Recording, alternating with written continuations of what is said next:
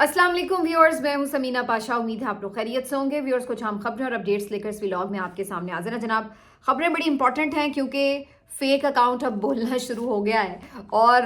जब वो कहते हैं ना मुर्दा बोले कफन फाड़े वाली सूरत हाल है, तो बोला है तो फिर ऐसा ज़बरदस्त बोला है कि अब इस हुकूमत को कुछ समझ नहीं आ रही और इसके उन हवारियों को भी समझ नहीं आ रही जो फजूल में जानते बूझते कि जनाब ये एक ओरिजिनल अकाउंट है और वो लिटरली इमरान खान को रिहा करने की बात कर रहा है, तो उसके बावजूद वो अपने आप को तसल्ली देने के लिए और लोगों को बेवकूफ़ बनाने के लिए ये बातें करने लगे कि ये एक फ़ेक अकाउंट है। लेकिन हकीकत तो सबको मालूम पहले ही हो चुकी थी। अब रिचर्ड ग्रैनल ने एक इंटरव्यू भी दे दिया है और इस इंटरव्यू में भी उन्होंने खुल के इमरान खान साहब की हिमायत की है। इसकी तफसील आपको बताते हैं। अब सूरत हाल ये हो चुकी है कि हुकूमत के अपने लोग उनको आईना दिखा रहे हैं। अनीक नाजी साहब के कुछ ट्वीट्स हैं आज जो बहुत डिस्कस करने लायक हैं।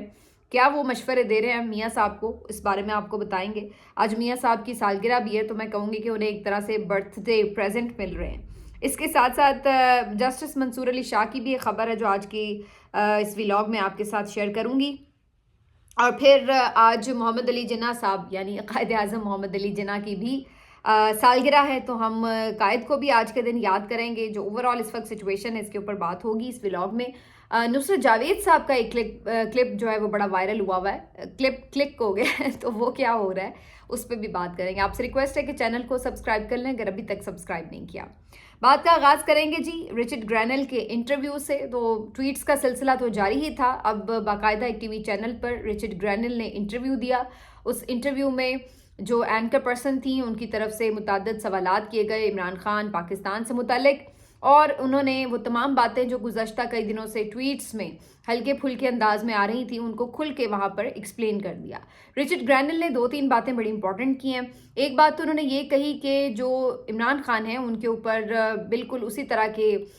एक्यूजेशंस बनाए गए हैं जो कि डोनाल्ड ट्रंप पे बनाए गए थे, और उनके भी केसेस की जो नौयत है वो कमोबेश वैसी ही है जैसी डोनाल्ड ट्रंप के केसेस की थी, और ये कोई स्ट्रॉन्ग केसेस नज़र नहीं आते। तो रिचर्ड ग्रैनल इस बात के ऊपर बिल्कुल कन्विंस्ड हैं कि इमरान खान को सिर्फ सियासी इंतकामी कार्रवाई का निशाना बनाया जा रहा है। दूसरा, रिचर्ड ग्रैनल ने जो इसमें एक और अहम पॉइंट उठाया वो ये कि उन्होंने कहा कि डोनाल्ड ट्रंप के दौर में, इमरान खान के दौर में इन दोनों के जो ताल्लुकात थे और जो अमेरिका और पाकिस्तान के ताल्लुकात थे वो बहुत बेहतर थे। और उसकी एक वजह भी वो बताते हैं कि इमरान खान भी एक रिवायती सियासतदान नहीं है और डोनाल्ड ट्रंप भी एक रिवायती सियासतदान नहीं है। और इमरान खान जो है बेसिकली वो एक क्रिकेटर थे, फिर वो सोशल वेलफेयर का काम करते करते फिर सियासत में आ गए, और जो उनका एक डील करने का, मामलात से निमटने का, उनको हैंडल करने का जो तरीक़ाकार है, जो उनकी सोच है, वो एक डिफरेंट है जो कि कोई रिवायती पॉलिटिशियन की हो सकती है।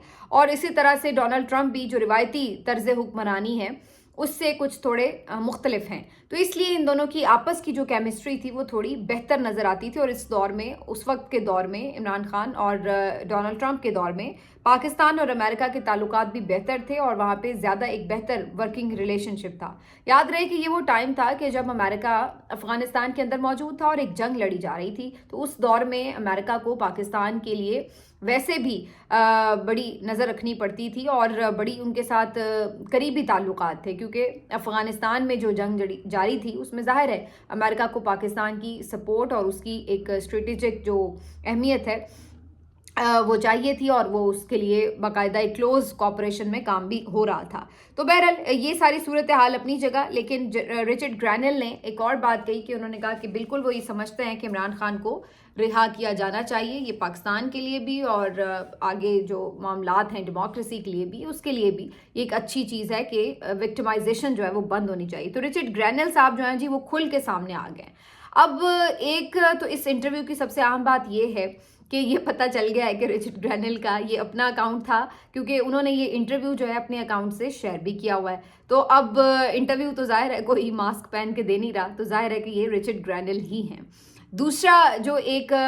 इसका इम्पॉर्टेंट मामला है वो ये कि अब उन्होंने एक वर्ल्डली दुनिया के सामने एक पोजीशन क्लियर कट ले ली है। आप इस बात को समझिए कि एक होता है कि आपकी एक पर्सनल ओपिनियन है, आप उसको कभी कभार एक्सप्रेस कर देते हैं, और एक है कि आपने टीवी चैनल पर आकर बाकायदा डिमांड किया है और आपने एक वर्ल्ड के सामने, दुनिया के सामने अपनी एक पोजीशन ले ली है। अब यूएस जो है एक आपको पता है सुपर पावर है, और उसके लिए ये एक पोजीशन लेना और फिर अगर वो मतलूबा अहदाफ हासिल नहीं कर पाता तो ये उसके लिए बड़ी सुबकी की बात होगी। तो अगर उसने ये पोजीशन ले ली है कि इमरान खान को रिहा किया जाना चाहिए, तो इसका मतलब ये है कि वो समझते हैं कि अब उन्होंने इसके ऊपर इम्प्लीमेंट भी करवाना है, क्योंकि अब वो ये टॉलरेट कैसे करेंगे कि उन्होंने एक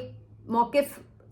सबके सामने लिया और उसके बाद उसको जो है वो पूरा नहीं कर सके। तो वो इस चीज़ के लिए ये उनके लिए एक चैलेंज होगा कि उन्होंने इमरान खान की रिहाई के लिए दबाव डालना है। तो बहरहाल ये एक इस इंटरव्यू का अहम पहलू है।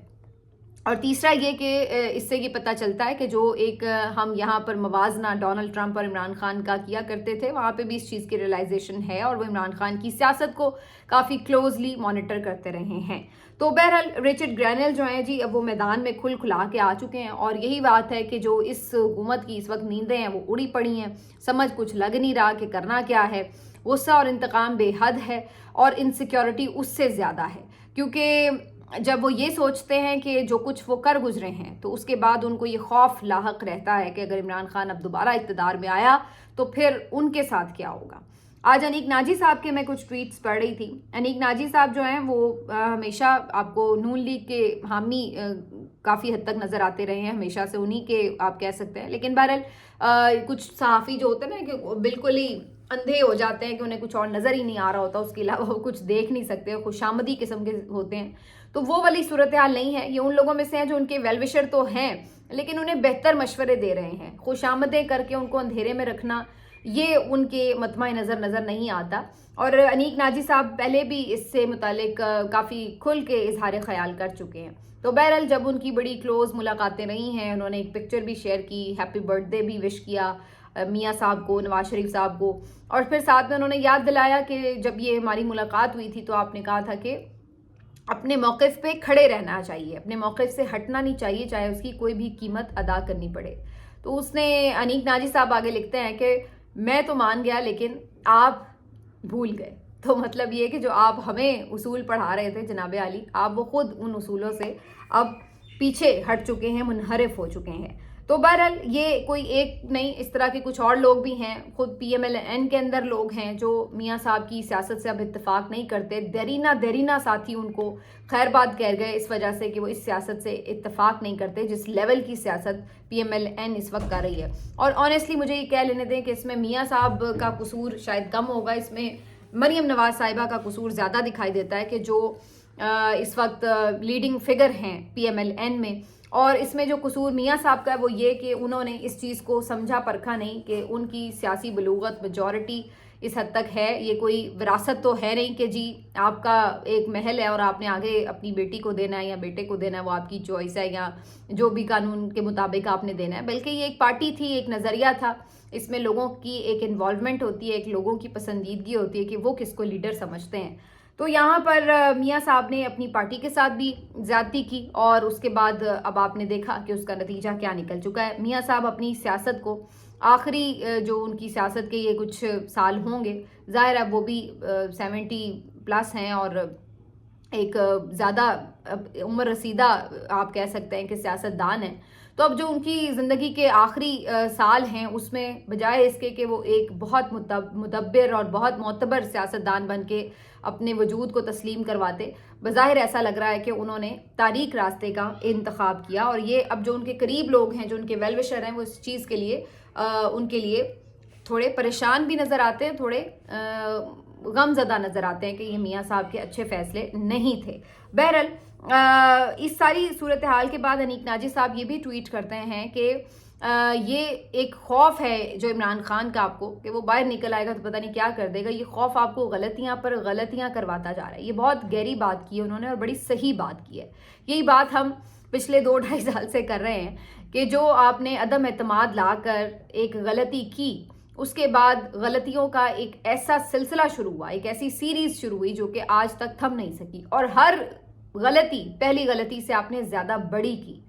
और आहिस्ता आहिस्ता वो गलतियां गुनाह में बदल गईं। और अब सूरत हाल ये है कि आप लोग उन गुनाहों के बोझ तले इस कदर दब चुके हैं कि अब आपको इस बात का खौफ रहता है कि अब ये हम इक़्तिदार से हटे तो हमारे पास तो कुछ नहीं बचेगा, ना इक़्तिदार बचेगा, ना इज़्ज़त बचेगी और ना ही آپ میں سے بہت سارے لوگ شاید یہاں پاکستان میں رہ سکیں اور بہت سارے لوگ شاید اب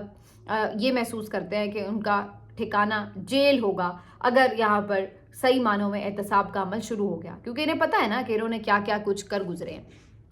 تو یہی بات انیک ناجی صاحب بھی کہتے ہیں کہ یہ خوف آپ سے اور کتنی غلطیاں کروائے گا، تو آخر وہ بندہ ہی ہے، کھا تو نہیں جائے گا آپ کو۔ تو اگر باہر نکلتا ہے، سیاست کرتا ہے، تو آپ بھی اپنی سیاست کریں، اور اگر آپ خود اس چیز کے لیے راستہ بنائیں گے تو شاید آپ کو کچھ ایک فیس سیونگ بھی مل جائے، اور کچھ آپ بھی اپنے لیے نظریے کا کوئی ایک آدھ ٹکڑا جو ہے وہ ہاتھ میں رکھ سکتے ہیں، اگر آپ خود اس بات کو تسلیم کر لیں کہ ہاں جی ٹھیک ہے، یہ ہماری غلطیاں تھیں اور یہ ہے، اور اس کے بعد اب آپ آنے دیں میدان میں، دیکھ لیتے ہیں کہ جی کیا ہوتا ہے، تو وہ ایک الگ چیز ہے۔ لیکن جس انداز سے آپ لوگ تلے ہوئے ہیں کہ نہیں ہمارے پلے تو کچھ نہیں ہے لیکن پھر بھی ہم چمٹے رہیں گے اقتدار سے بھی، اور اب تو آپ کے لیے شاید رہنا مشکل ہو گیا ہے، تو اس ساری صورتحال میں اپنے لوگ بھی ان کو آئینہ دکھا رہے ہیں، لیکن فی الحال یہ آئینہ دیکھنے کے لیے تیار نظر نہیں آتے۔ بہرحال اس معاملے کے اوپر تو آگے ظاہر ہے نظر رہے گی، لیکن جو آج کی دو اور خبریں ہیں وہ میں اہم آپ کو بتا دیتی ہوں۔ ایک تو جی جسٹس منصور علی شاہ صاحب جو کہ انتظامی جج کے طور پر سپریم کورٹ میں فرائض انجام دے رہے تھے،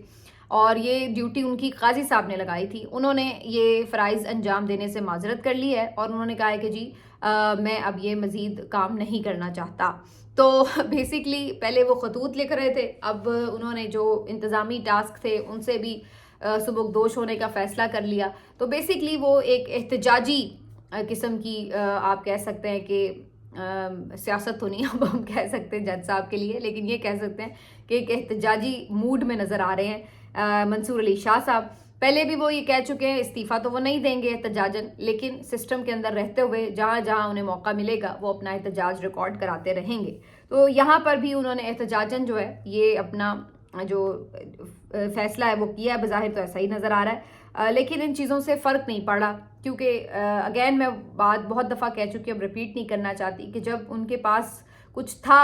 کہ وہ اپنے فیصلے پر ایک دو ٹوک فیصلہ لے کر اس کے اوپر اپنے ساتھیوں کی مدد سے عمل کر سکتے تھے، تو تب وہ مصلحتاً خاموش رہے، اور اب وہ بزدلی تھی، وہ مصلحت تھی، یا انہیں کوئی اور اس بات کی مس کیلکولیشن تھی، یہ تو وہی بہتر بتا سکتے ہیں، لیکن وہ ٹائم نکل گیا ہے، تو اب آپ کے پاس کچھ ہاتھ میں رہا نہیں، اب آپ وہ پاور نہیں رکھتے کہ جہاں پر آپ اپنے ادارے کو بچا سکتے اور انصاف کو بچا سکتے۔ تو بہرحال اب یہ چھوٹی موٹی ایک چیزیں ضرور ہیں، جیسچرز ہیں جو آپ کے لیے ہسٹری میں نام لکھے جاتے ہیں کہ جی یہ جج اس وقت یہ اس کا موقف تھا، تو وہ تاریخ کا حصہ بنتے ہیں۔ آج محمد علی جناح، قائد اعظم محمد علی جناح کی بھی سالگرہ ہے جی، اور 25 دسمبر کو ہم انہیں یاد کرتے ہیں، لیکن ہم صرف انہیں اتنا ہی یاد کرتے ہیں جتنی کہ میں نے بات کی ہے۔ اصل بات یہ تھی کہ جو مقصد تھا پاکستان بنانے کا، اور جو ان کے افکار تھے، جو نظریات تھے، اس سے ہم بہت دور ہو گئے۔ محمد علی جناح صاحب کی سالگرہ کے موقع پر مجھے یاد آ رہا ہے کہ کم از کم اس موقع پہ ہمیں یہ یاد آ جاتا ہے کہ یہ جو ملک ہے یہ ہم نے ایک جمہوری جد و جہد سے حاصل کیا، ایک پولیٹیشن نے ہمیں یہ ملک اپنی جمہوری جد و جہد کے ساتھ گفٹ کیا، یہ کوئی ہم نے عسکری جد و جہد سے حاصل نہیں کیا، یہ ہم نے کوئی لینڈ فتح نہیں کی، بلکہ یہ ہم نے باقاعدہ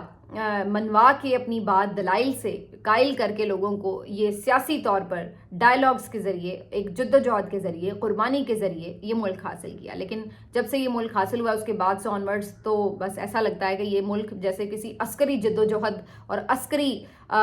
فتح کا نتیجہ تھا، کہ جس طریقے سے اب ہمیں ہر چیز میں صرف ایک ہی ادارہ جو ہے وہ غالب نظر آتا ہے، تو اس سے تو ہمیں ایسے محسوس ہوتا ہے کہ جیسے کسی نے باقاعدہ لڑ کے کوئی جنگ جیت کر کوئی زمین کا ٹکڑا حاصل کیا ہو۔